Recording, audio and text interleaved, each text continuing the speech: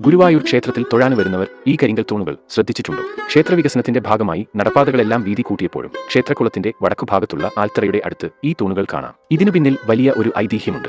വളരെ പണ്ട് ശക്തൻ തമ്പുരാന്റെ അധീനതയിലായിരുന്ന ഗുരുവായൂരിലെയും പരിസര പ്രദേശങ്ങളിലെയും നികുതി പണം പിരിച്ചിരുന്നത് കണ്ടിയൂർ പട്ടത്തെ നമ്പീശൻ എന്നൊരാളായിരുന്നു. ഗുരുവായൂർ ക്ഷേത്രത്തിലെ ആറാട്ടെഴുന്നള്ളിപ്പ് നടക്കുന്ന സമയത്ത് നികുതി പണം പിരിച്ചതിലെ ക്രമക്കേടുകൾ ചൂണ്ടിക്കാണിച്ച് ശ്രീ ഗുരുവായൂരപ്പന്റെ പരമഭക്തനായിരുന്ന നമ്പീശനെ ശക്തൻ തമ്പുരാന്റെ ഭടന്മാർ അതിദാരുണമായി കൊല്ലുകയായിരുന്നു. നഗരപ്രദക്ഷിണം നടത്തുന്ന എഴുന്നള്ളിപ്പ്. ഈ സ്ഥലത്തെത്തിയപ്പോൾ എഴുന്നള്ളിപ്പിലെ ആനകൾ ഒരിഞ്ചുപോലും മുമ്പോട്ട് പോകുവാൻ വിസമ്മതിച്ചുവത്രേ. കണ്ടിയൂർ പട്ടത്തെ നമ്പീശന്റെ മൃതശരീരം കിടന്ന സ്ഥലമായിരുന്നു ഇത്.